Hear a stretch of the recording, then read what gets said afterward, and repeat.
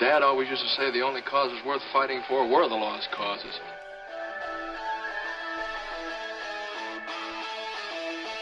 The Senator yield. No, sir, I will not yield. Government is not the solution to our problem. Government is the problem. You're listening to a Pyrolitical Pyrocast.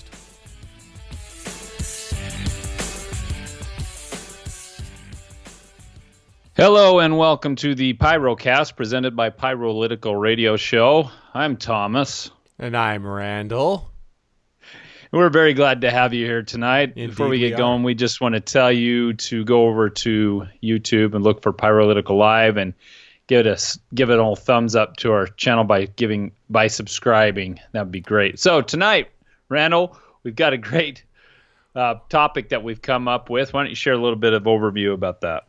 Well, also, they can go to pyrolitical.com and there's a Watch Now button up at the top, and that'll take them right to the channel so they can see us talking in studio or in studios. Anyway, and tonight, then they'll know that we're real. We're so good they won't believe that we're real, but then you'll see us. For real. So topics tonight, guns, traitors, all that stuff. I think we should talk about those. What do you think, Thomas? I think we should, because gun violence is always in the news, and we're told that we're the most violent country with the most incarcerated people. We have 93 either deaths or gun-related injuries per day, according to Governor McAuliffe. We're going to talk more about him because he's the governor of Virginia. As you know, there was a shooting today at a baseball practice where the Congress people, it's a tradition, they were practicing for the game tomorrow. It's been done for decades. And so a disgruntled Bernie supporter, no longer feeling the burn, or I guess he was feeling the burn, went and took a few shots on some of the Congress people. So, of course, that's an opportunity to talk about gun violence and those kinds of things. So that's where we're at today. Yeah. And so obviously talking heads, they're going to be spinning this saying, oh, look at this, guns are bad. Obviously, guns can cause damage. Otherwise, we wouldn't use them for the purposes we use them. They'll say this individual, it's kind of hard to spin him as a right-wing, neo-Nazi, whatever, because here he was a Bernie Sanders supporter or whatever. But I think I think the discussion on this needs to go to why. What brings an individual to the point where they want to kill, someone, specifically a politician, but kill someone else? Because I think this is kind of at the root of each one of these. I mean, the media and the politicians, they want to talk about the weapon, right? They want to talk about, this is about guns. Well, it's not about guns. It's not about guns. If we didn't have guns, people would find something else to commit crime with and to kill others with. That's just human nature, unfortunately. And so we aren't doing anyone any favors by keeping the conversation on that we got to get rid of guns, because it doesn't help anything. We need to go down to the level of, okay, so we had a gun. Great, fine. We understand that. But why was that individual so upset that they were willing to take another individual's life? Yeah, well, the funny thing was Governor McAuliffe, the governor of Virginia, he was doing the requisite press conference. He said, this is not a day to bring gun violence up. And that's exactly what he did. He brought it up. He said we lose 93 million Americans a day to gun violence. He said that a couple times. Now, a lot of people took him to task over that. But the point is, he brought that up because it was an opportunity. If you don't know Governor McAuliffe, he was a former DNC chairman, national chairman. This guy is as slimy and greasy as they come. I mean, he is an acolyte of Hillary Clinton. So the politicians talking about this, by and large, are just, it's hypocrisy. But as far as the shooter, if he knew how slimy these politicians were, do you think he would go and shoot at them? I don't think he'd think it's worth his time. I think he would not. When you feel like you have nothing left and that you're so angry at government, I saw that during the election, Randall, that people put the election of the president or the head of the executive branch of the United States government, to put that on such a fever pitch, energy-wise, that they literally, that was what their life revolved around. And of course, the media is only happy to dish out that junk. Media didn't help there at all. Just, that's all we're going to talk about 24/7. For the next year and a half, you're going to hear, Donald Trump this and whoever else, whatever presidential candidates are out here, we're going to talk to you about them every day for the next year and a half, 2 years. So-and-so's throwing his hat into the ring. So, yeah, you're inundated with it constantly. The media wants to make sure. Well, they've got 24 hours worth of airtime to try and fill, and that's easy fodder. Well, yeah, that's the thing. If you get angry at all about the president, either he's doing something that is really impacting your life, which is justifiable anger, but it's never a justification of going to hurt somebody. But if that's something that consumes you, I could care less about the federal government, except in a general way of activism and of helping Americans to change what they expect of the federal government. That's as far as I take it.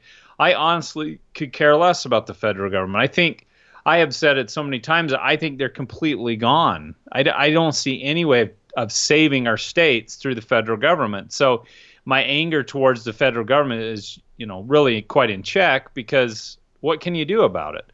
I mean, you're looking at the most powerful force in the history of mankind. You're going to get angry and try to take one of them out. I mean, they're like a 535-headed snake. There's nothing you can do about it that's direct towards them. I mean, voting in the federal election, it's like, yeah, we do that out of habit, but you're not going to change anything back there. So this guy, I mean, he had reached the limit where he felt so hopeless and so disenfranchised that he had to take him out. I mean, I can't relate to that.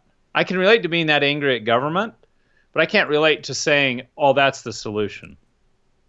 Well, but I think that's really telling of where we are in the U.S. today. People, on the whole, feel, so many of them feel like they have no say in what happens in Washington, D.C. They feel like they're so separated. Like even their representatives who come back to their state, they don't listen. They do their own thing. They're, party politics this, party politics that. It's not about the people. So I can see an individual like this getting so frustrated and upset by what they see and feeling absolutely no control over it that it would lead to something like this. And so it's less about the guns, but more about the individuals and what kind of messages we're sending to individuals. Even in some of the other not necessarily politically motivated shootings that we've seen in the last several years, typically there was a level of mental stress, or the individuals were on mental medications of some sort to try and help them out psychologically, and so they were dealing with some stresses as well. And so it's like people get to this breaking point, and they all of a sudden decide, okay, well, I don't have another choice. And it's very sad when an individual gets to that point. Not only sad for them, but then sad because of what they then choose to do. But I think this should be a wake-up call, not for our government to say, okay, well, we got to get rid of guns. We got to get rid of this type of gun because it could be used, and then this type of gun, and then this type of rock because it could kill somebody. And maybe we shouldn't have houses because they might fall on a witch and kill it, like in The Wizard of Oz. It's like these are objects, and sure, they can kill, but so do cars. I mean, how many cars kill people every day? But, well, it's insane. But think about it. We look at them, and we see the utility of cars, but then some people say, well, they don't see the utility in the guns, and they don't want people to have them. So this becomes a useful argument for them to try and get rid of guns in the marketplace. But But it isn't that. The argument's not about guns. It shouldn't be about guns. The focus needs to be on the people and why they feel that way. Why do people feel that way? Well, I feel like, number one, they feel like there's too many guns on the street. This is what this Governor McAuliffe said. And to me, I'm like, well, there's obviously not enough guns on the street because none of these politicians are packing, and they're in a very dangerous, precarious field. I mean, we've seen lots of assassinations and attempts. So you would be stupid not to pack, but they've created such strict laws back there, and then they feel safe, obviously. The other thing, too, though, Randall, is this shooter had accused Trump of treason many times, or at least a few times that I read. So I pulled out the U.S. Constitution because I wanted to know what the actual definition of treason is. And in Article 3, Section 3, it says, treason against the United States shall consist only in levying war against them or in adhering to their enemies, giving them aid and comfort, and that Congress shall have the power to declare the punishment of treason. So this guy had called Trump a traitor over and over, and I thought, well, what's he a traitor of? Because this guy had mixed into his rhetoric, he had a lot of hate for the GOP. So I'm like, well, so he's a traitor to democracy? Because this is another thing. I'm like, well, what do you mean exactly to democracy? Or was he a traitor to the Democratic Party? Or people don't understand what they're saying when they say traitor. And so to me, when he called Trump a traitor and then shot at these politicians, I thought, where's the act of treason that's actually been committed? Not just in a constitutional sense, but who are you believing that he has betrayed here? If you say the American people, well, I can show you 100 different examples of where Democrats and Republicans have betrayed the American people. I can show you 1,000 if I had the time. So he's obviously got one perspective, and his anger and attached it to treason is completely unfounded. It's just completely rhetoric and partisan based, and it has no grounding in truth today. So I think this what you're bringing up here, as far as the understanding of treason, I think this kind of highlights a larger picture, which is that we have this de-evolution of our language, for a lot of different reasons, but people don't understand words anymore, and they use them in connotations or different ways that aren't true and correct, and it degrades the conversation as a whole. It degrades our ability to have conversation, debate, question, and try and understand one another. And so the question of treason comes up. And I mean, just recently, over the last few years, Edward Snowden, right? He's been called a traitor. He's been deemed a traitor even by the federal government. Does what he did match with what you read in the Constitution, Thomas? Do you think? Who? Edward Madison? Snowden. Oh, Snowden. Well, Snowden obviously is a traitor in your own mind. Plenty of people on Fox News said he should be taken out. To dinner? And then fed poison. Yeah, well, cyanide. I think it's funny though, because here you have an individual who they saw something that they felt was a corruption of government, a violation of Fourth Amendment rights specifically, and they're a contractor. A soldier is under specific requirements in order to not violate orders, right? An officer can violate orders if they believe it goes against the Constitution, but a soldier can't. But this guy was a contractor, and he wasn't under that same, he didn't take that same oath at that point in time, but he felt like it was a violation of your and my rights, natural rights, God-given rights, protected by the Constitution. So he said, at least, and these are from his own mouth, him saying that that's why he did what he did. He took that information and released it onto the internet so that we would know what the federal government was doing, because we had a right to know. And so people that call him a traitor, sure, maybe it fits under there where he aided the enemies because he showed, revealed some of the things that the federal government was doing. But if they were doing it outside their mandate in order to protect, they're supposed to protect individual liberties, right? They're supposed to operate within the bounds of the Constitution. So if they were violating that, does it mean that we need to break the law in order to protect the law? Does the rule of law even exist if we go to that extent? Does the end justify the means? Because that's where we're going. The founding fathers would say, no, the end doesn't justify the means. There are principles we stand firm on, right? But in this case, they're saying, no, the end justify the means. And so Snowden said no. So is he a traitor? Well, it's in some ways it's anecdotal. It's like what your perspective is based on. Like today I had a debate with someone over federal control of lands, and there's a whole bunch of facts and anecdotal stuff mixed together.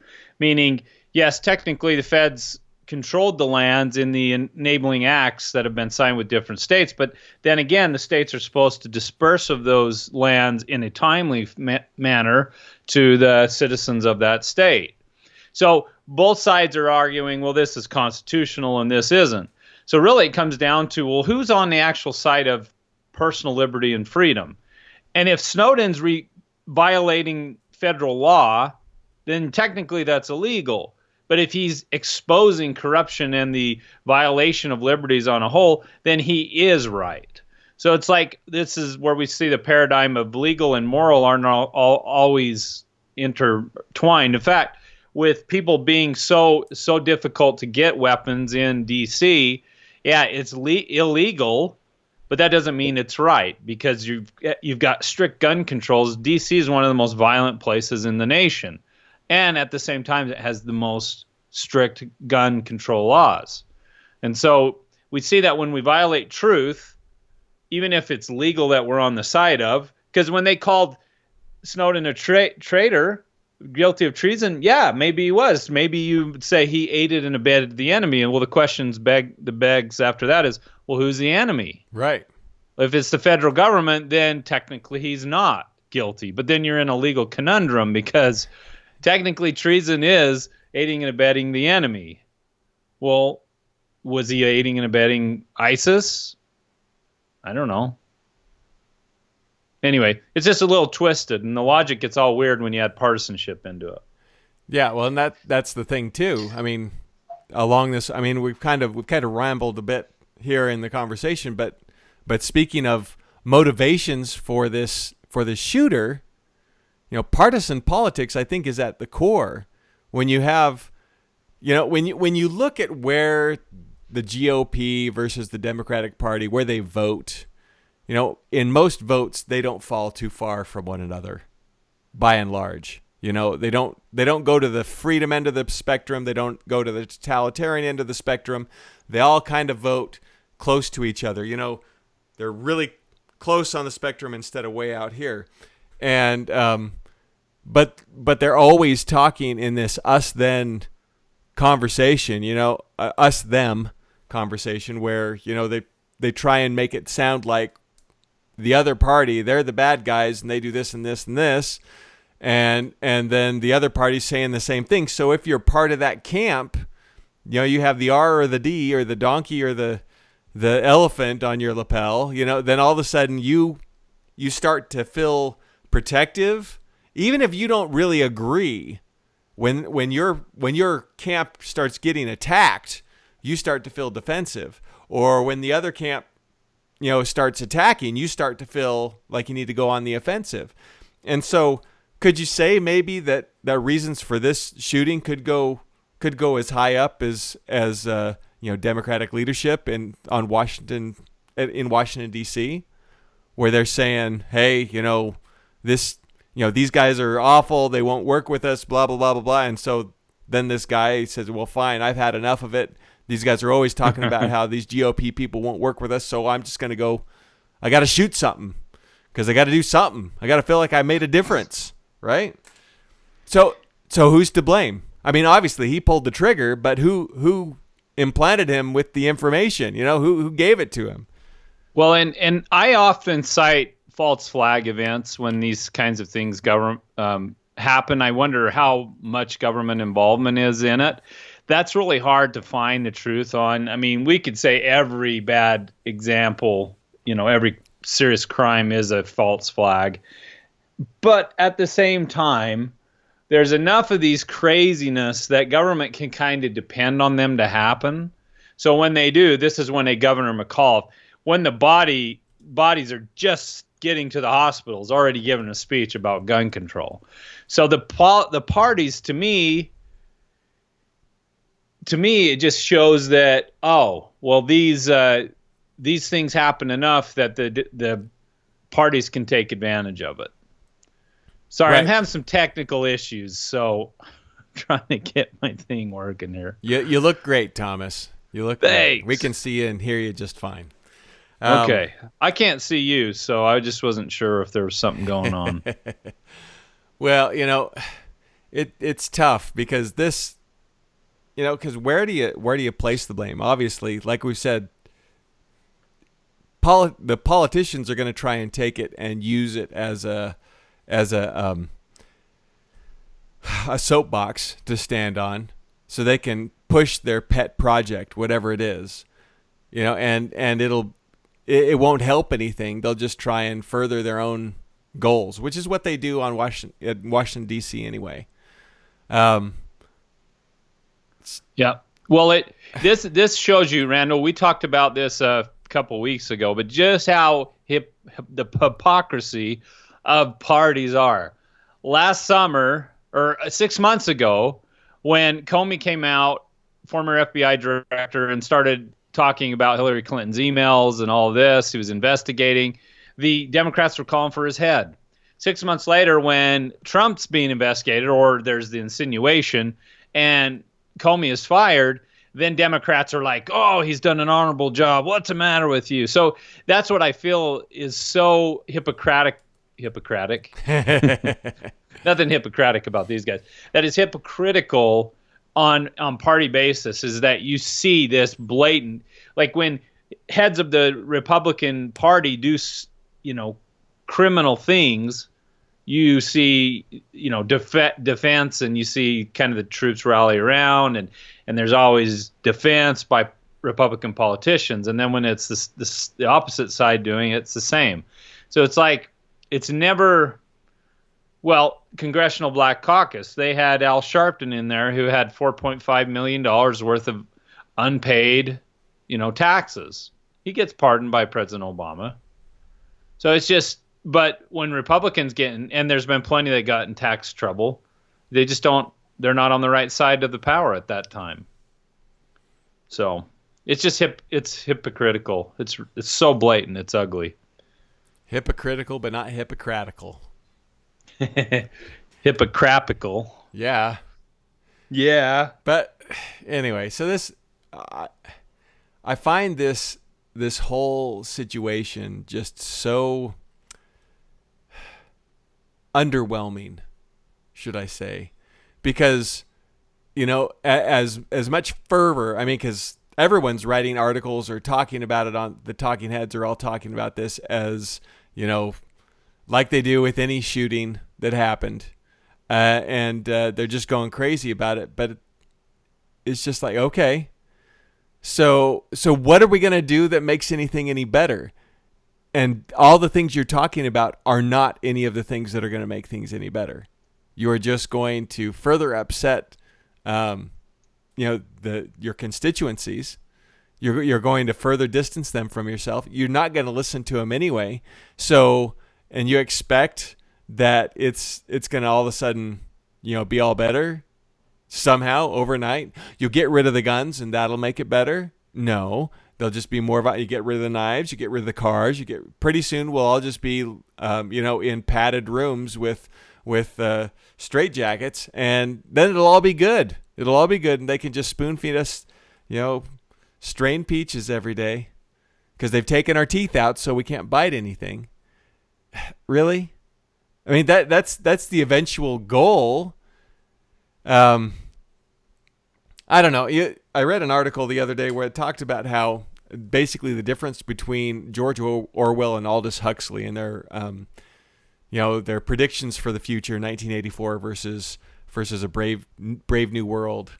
And the conclusion of the article was basically that they felt like Aldous Huxley got it right, where George Orwell said there'd be this oppressive state that was always trying to take everything away and make things difficult and ration everything and whatnot.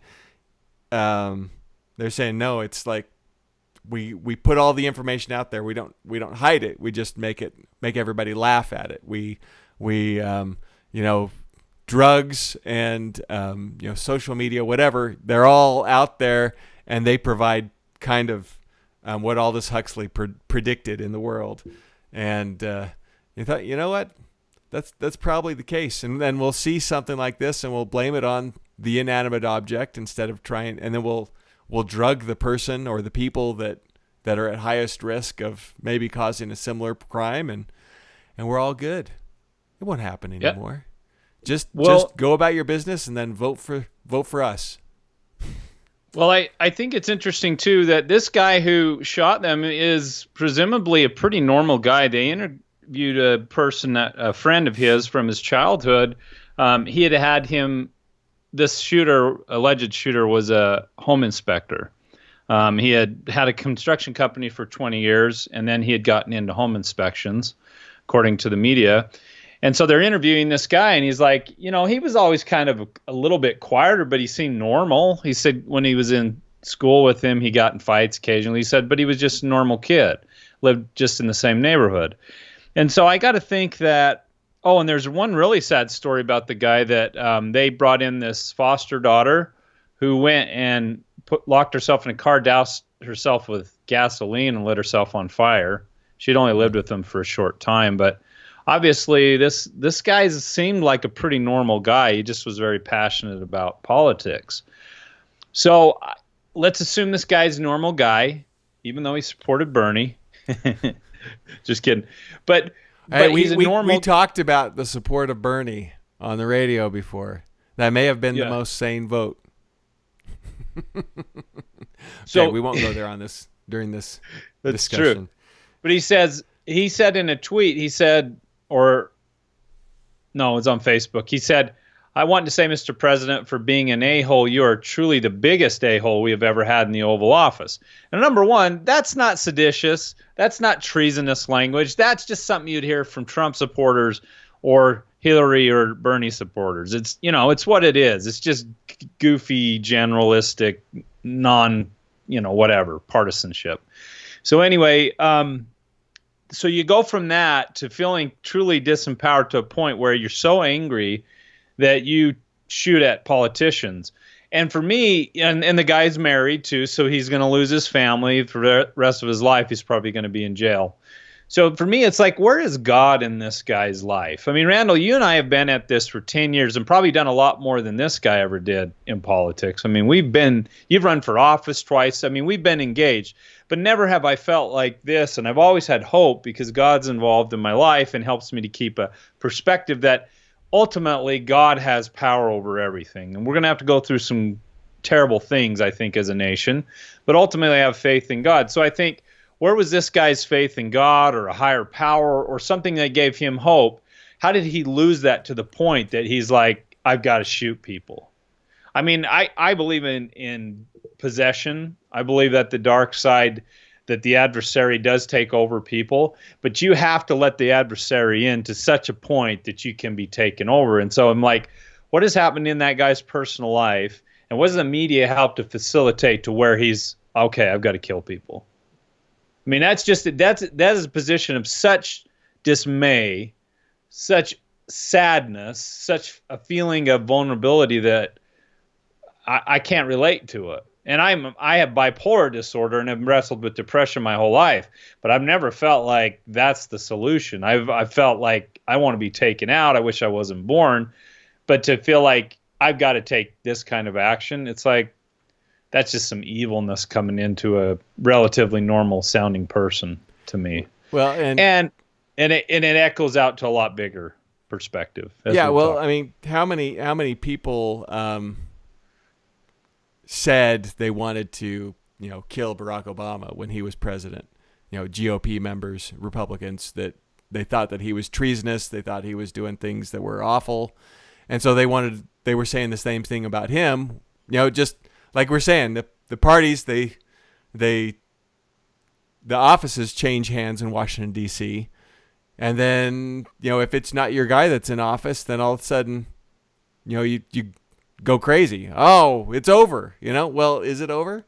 Because, your people are trying really hard to get Donald Trump impeached, and if he loses office, then then Donald Trump won't be there. But okay, Mike Pence, he'd be the guy. He'd be the guy that you're going to say is that awful person. And then if it wasn't Mike Pence, on and on and on. But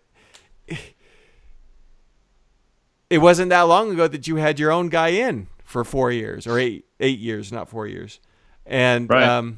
Was it any better then? No, it just kept getting worse and worse. And so the more we try and blame, this party or that party, the worse we get as a society. We don't correct anything. We just place blame, and we try and let that solve the problem, which it won't. It will not solve the problem. Blaming people isn't going to do anything about it. We've got to just say, okay, well, where's the problem? Well, part of the problem is because we keep blaming each other for it. Nobody will take responsibility for this crap heap that is Washington, D.C. and the policies that come out of it. We've just got to say, okay, we're done. We're done with this. And not go shoot people, but say, hey, let's not buy into the partisanship anymore. Let's be Americans together.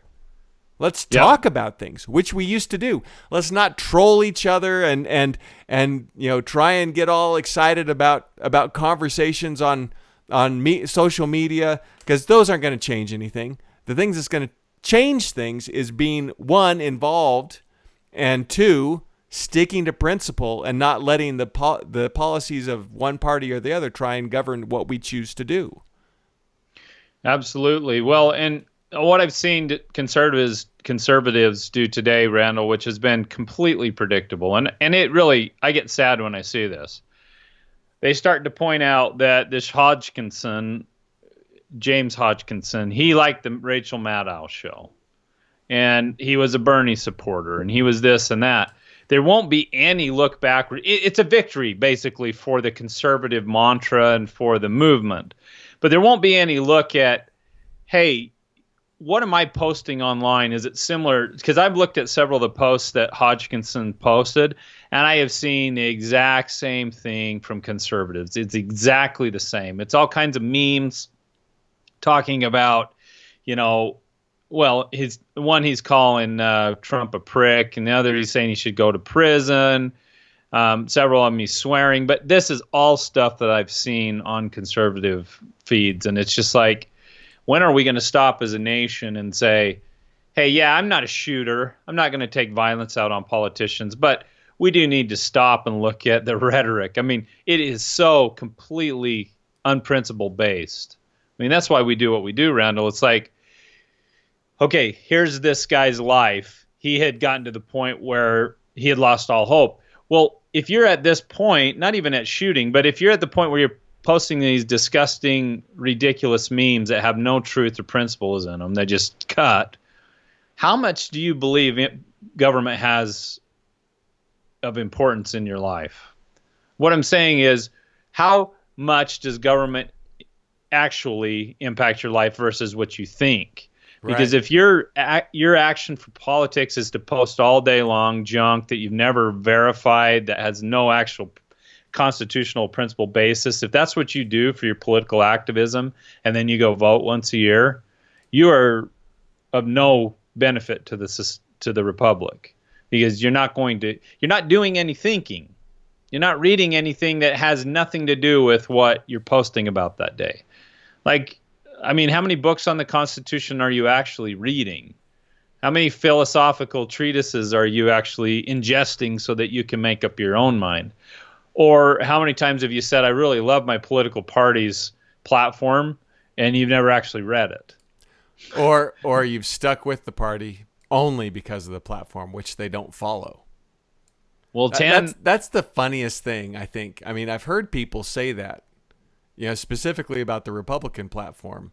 here in our great state of Utah, where they're like, they'll hold it up. This is why I am a member of the Republican Party. But then nobody follows it.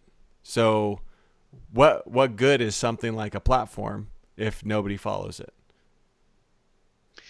Well, and that's another thing. I noticed several of the posts by this guy is from a site called impeachdjtnow.com. And you go on there, and it's just filth. I mean, the ads are filth, and the news story is all like, Wyoming mayor removes Trump pictures from City Hall. Just stories like that. And you're like, yeah, if this is where you're getting all of your media from is just these sites that just inflame you. This is why I stopped watching Fox News years ago, because I realized it always put me in a heightened state. Like, it stimulated my lizard brain for fight or for flight. It basically divides you into two camps. Either you're fighting for America or you're against America. And all of those graphics and everything, it just puts you into a place where it's like, no, wait a minute. Why don't you go listen to the Tao of Seneca and learn how to live a good, peaceful life? Because if you do that, you're not going to post memes that show President Trump farting.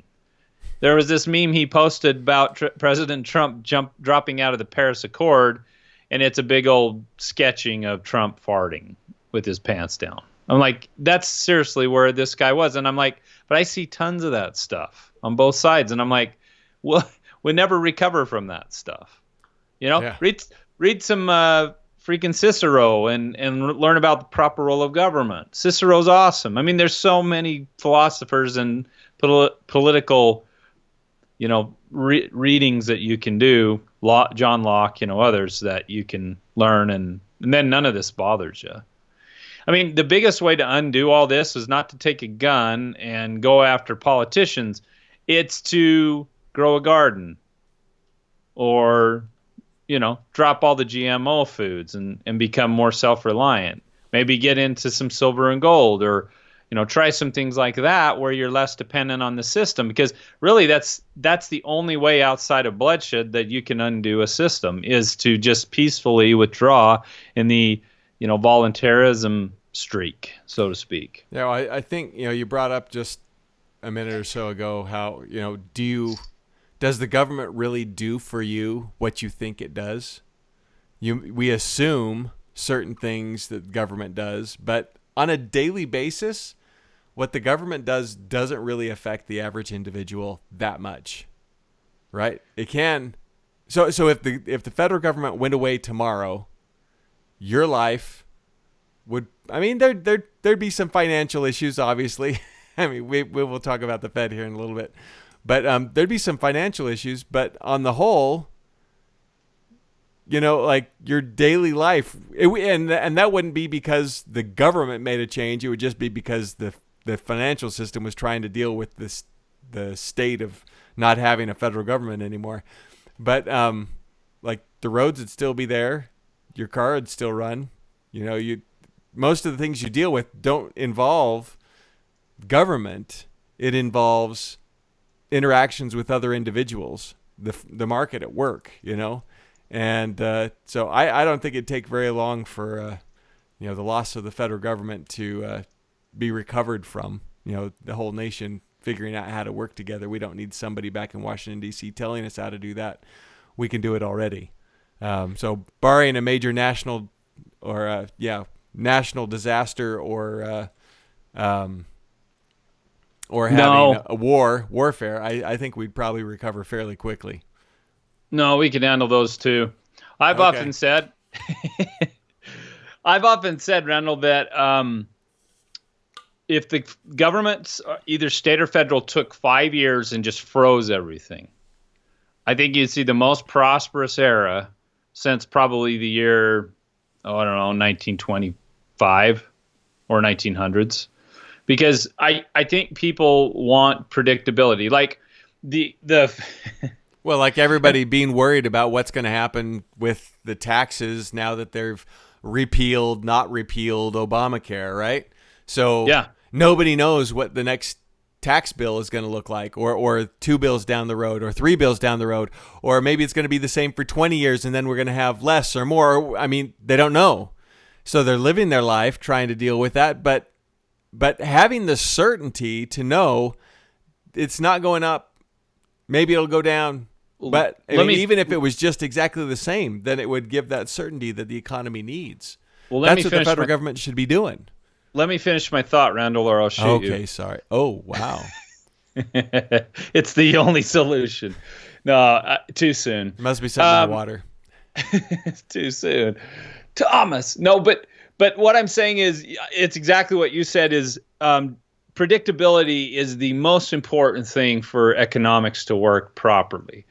And in a free market way, that is the most predictable human environment can be created. I mean, only if angels were here and God was running the economy could we, say perfectly what will happen.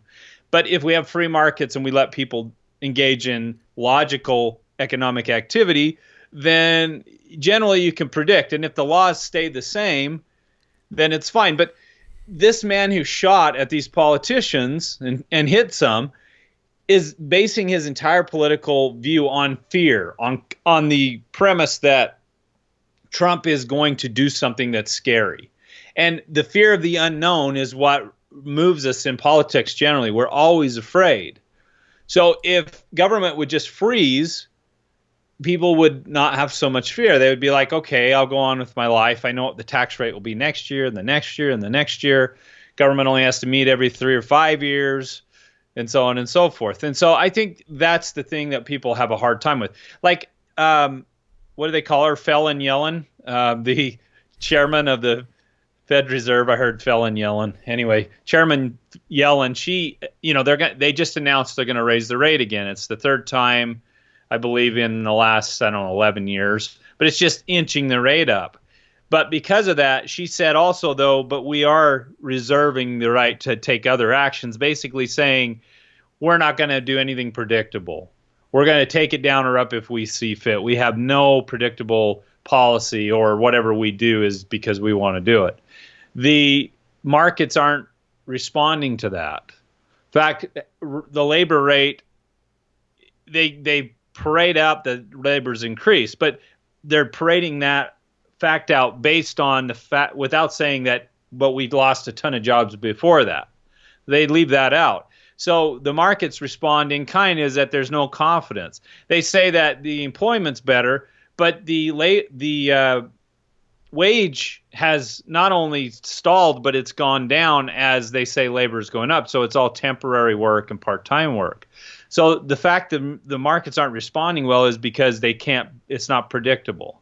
And at the same time, the chiefs in charge are saying, well, we can do whatever we want. So that's the way this guy felt, is the way the markets feel, is like nobody knows for sure what's going to happen. And one other thing, Governor McAuliffe came from Illinois, Governor of Virginia today. Illinois' recovery has been, well, let's just say this. Illinois economic growth is worse than during the Great Depression. Wonder why. So there's no predictability there. Where apparently there's this great increase and surge of economic activity and jobs. But wait a minute. The recovery has been worse than in the Great Depression. And so that's what you're saying here, is that people have all their hopes in the outcome of government. They don't get that outcome, and then they freak out. And this guy truly freaked out. Yeah. So anyway, that was my long rant. That was a long rant. That's okay. That's okay. We do that here. We do that here on the Pyrolitical Pyrocast. Because we can. It's because free we market, can. It's baby. our show. It's our show. Rant we away. Do what we want. Rant Forget away. It. But so I think that kind of underlines what we have as the premise here. The core that we want everybody to go away with is cut through the rhetoric. All this garbage about whatever they're going to say the reason is, it doesn't go to help us. It doesn't go to make us a better people. It just goes to sell ads on newsstands and on TV. What you need to do is to stop looking outside yourself at everything that's going on out there and getting frustrated like this guy did, and start looking inward and saying, okay, well, what can I change? What is within my sphere of influence? Oh, well, that I can change my health. Cool. I'm gonna take control of my health today, and that'll make me feel better. That'll make me a better person. Okay, what else can I change? Oh, I can change what I read, what else I put into my brain, my mind, my heart. I can change my relationships and the way that I deal with people. Those are things that I have control over. They're within my sphere of influence, and that's where our focus really should be. When our focus is outside of that, when we deal with things that are way outside our traditional realm of influence, sphere of influence, then we just end up with garbage that gets us to this point. Because that's what so many people, they go back to Washington, D.C. and say, hey, we got to change something for the nation or the world. I want you to pass this bill and make this happen, impose this restriction, whatever, because it's outside of our sphere of influence, and we think that Washington, D.C. should be able to influence that, or even the state. And as a result, we just create more conflict, more hurt feelings, more distress, and it leads to something like this. And it's pathetic. So the focus needs to be, when you get frustrated with government, don't think, there ought to be a law, or I wish those guys were dead, like this guy obviously did, or whatever. You should be thinking, okay, what can I do about it? Because you can change things. The first thing you need to change is yourself, how you think, how you act, how you feel, and then that will give you the motivation to be able to maybe get involved politically, locally. Maybe you go and protest something, or maybe you go and run for public office, heaven forbid, and make a change there. But don't let this ruin you, because it's not about you. Okay. You need to think about you. You need to be in charge of you.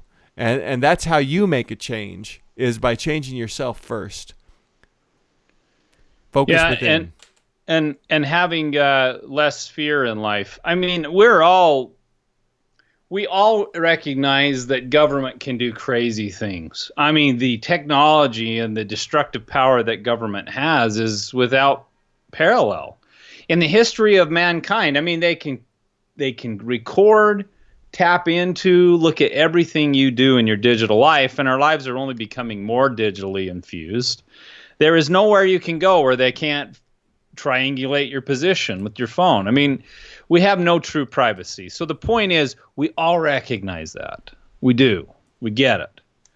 So that shows you the complete insanity in tying up all of your fears and hopes in that body ever doing something generally good for you. Things that I think people need to be really afraid of, or at least aware of, is when that body who exists like a symbiont, like a leech. Let's look at it literally. Government exists off our productive labor. So if that's the case, when they talk about investment, well, they're already taking money, but they want to increase the amount of debt that you're responsible for, that they're going to charge you for, like $1 trillion in interest payments every year to the Fed for the national debt. So if you're tying up your hopes and dreams into that abusive, destructive force, I think you need to rediscover where true freedom comes from. And it's on the Republican side of the aisle as well. We sat and watched how many Republicans were so concerned about voting for Trump merely because of the Supreme Court pick. Dude, where are you working on your state legislature to get them to force federal involvement in the healthcare system of the state out of the state borders? The thing that's so funny to me, Randall, is that states could do all kinds of crazy things within the constitutional parameters, justify those legally, and then just do them. And then the fear wouldn't have to be of the federal government or one side of the aisle at the feds, because we could just undo all of the unconstitutional stuff that goes on. But because we have all of our fates and all of our attachment to the ball game that is the federal government and the federal election for president, my goodness, the election of the president is about the least important election in the federal government to me. The Congress is far more important. So the fact that you're angry that a certain politician got into the executive office, who gives a crap? Honestly, who cares? Think about your congressmen and women. That's where all the spending bills come from, and Congress doesn't ever stand up and stop the president. So that's where your real problem is. Of course, he targeted the Congress people, so I guess that's where he figured that much out. But the point is, I'm not advocating for it, but the point is your state government's far more important. And stop being afraid of whoever wins executive. Who cares? Yeah. Honestly.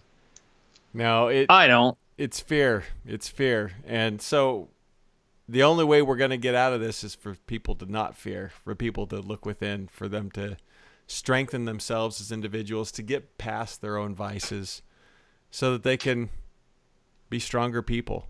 Because I don't believe you, Randall. We're a nation of weaklings. We are. So many people. I mean, and that's one reason why so much power collects in Washington D.C. because people gravitate towards it. They give them power by gravitating there and saying, "Oh, that's the center of power," instead of saying, "No, I'm the center of power. I'm the center of my power." Well, Randall, let me ask you a question. You ran for office twice. You even ran for a federal office on a quote-unquote third-party ticket. I hate that phrase, by the way. That was constructed purposely by two parties. But why were you not afraid to run for office? Because most of us would be afraid to run for office, especially on the federal level. Why were you brave enough to do that? What? How many years ago was that? 8? 2010. Yeah. Oh, so ancient. It was just, I felt like the people needed another choice. I was concerned about my kids, and I felt like I had God's blessing going into it. So I did, even though we had absolutely no money, and I had no way to fund it, and I just felt the call, and so I ran, and I learned a lot. Which I hope will, because I'll probably run again for some position, but I don't know what level of government that'll be. But I did learn a lot. Announce it right here tonight. No. Okay. I don't know what that'll be, but I thought that was very brave, though, Randall. That's the opposite of shooting politicians. That's wanting to become one to try to make a difference. And it was a great opportunity to be able to talk with people. I mean, obviously, I spent a lot of time driving. I mean, the congressional district here in Utah was huge, hundreds of miles across. And so that was a big sacrifice on my part, both in time and whatever money I could scrape together and donations from individuals who helped support the campaign. But I mean, it was a sacred trust, and that's how I took it. But it was a great opportunity to teach. I had the bully pulpit. I up until the primaries happened, specifically, I had a lot more opportunities to speak because people were still thinking more about who may be for what, and right. So I got an opportunity to, I think, open a lot of people's minds, help them maybe see that maybe just looking Republican and Democrat wasn't the only thing that was out there. And I did have a few people who told me that I had changed their view of, the two-party system, at which I thought was a major win. Yeah. But it was, but just the opportunity to teach and share principles. And really, I mean, I had a lot of questions thrown my way that I was like, those could be kind of difficult. But breaking them down to the principle every time there was an answer there.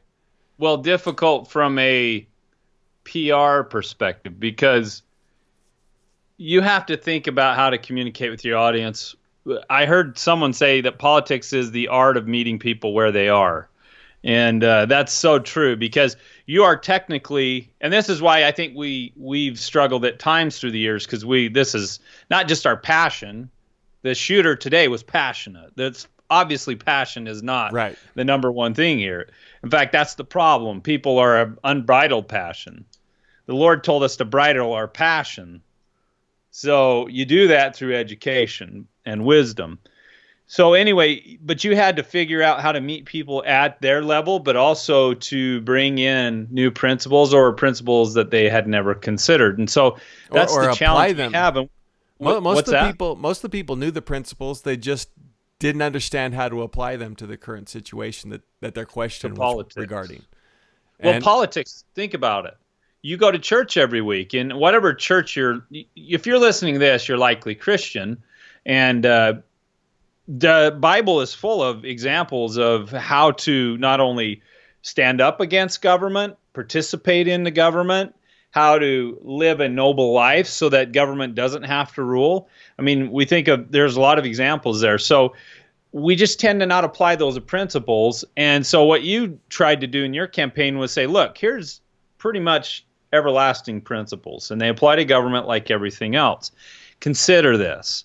And the funny thing is, Randall, in the policy application, a lot of people would agree with you, disagree with you. But in the actual principle discussion, they feel like, oh yeah, that's exactly right. That. Exactly. That's exactly how I feel. Okay, this is how we apply it. No, Rush says. Right. Hannity says. Rush and Hannity may not be right. Think about it. Think about it, man. They're definitely right. Lowercase r. Or, no, uppercase r. Sorry.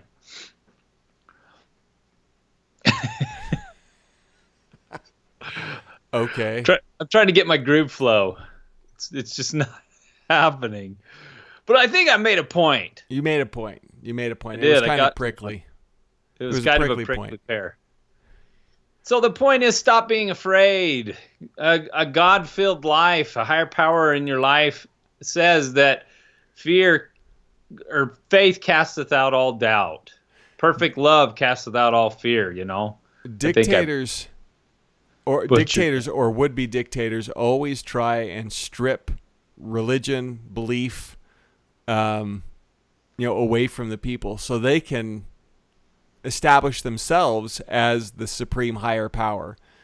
Because if you have a belief in some higher power, then there's going to be someone to vindicate you in your decisions. There's going to be someone to justify choosing to not go along with governmental policy. There's going to be someone to stand by your side when you're being judged by earthly tribunals. There are all these things where if you don't have that, all of a sudden, oh, well, I didn't allow the government to give me, the government didn't give me the right to be able to have free speech. They took that away. So now I can't talk out anymore, because if I do talk out, then they'll kill me, or whatever. And there'll be no justice beyond that. It becomes really easy to debase a population that doesn't have a firm belief, beyond this life, I think. During the Bolshevik Revolution, I've said this a few times, but I saw pictures of cathedrals filled with wheat. The first thing that the Bolsheviks did during the Red Revolution is they destroyed religion, and they turned the cathedrals and churches into storage bins, and they filled it up with wheat, and religion was outlawed. Because when you're, like you said, when your allegiance is something higher than man, what can man do besides eliminate you or imprison you? But they can't take away principles. You can't eradicate truth from the earth. All you can do is be an opponent to it. So it's too bad that this guy had such little hope. And, if everything is as it looks, let's assume that in the story. But it's too bad that he had such little hope, because he had a family, he had a wife, and this is just sad that someone got so hopeless that they had reached the end of their rope, and it's just not necessary. What we need is the opposite. We need people to have more faith, to be more brave, and to stand up in the way that God would have us stand up. Then everything will be all right eventually. It'll all be all right. It's all gonna come out in the end.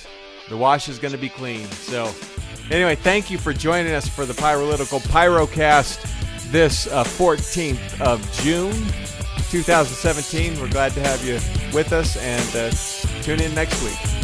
Have a good week. Peace.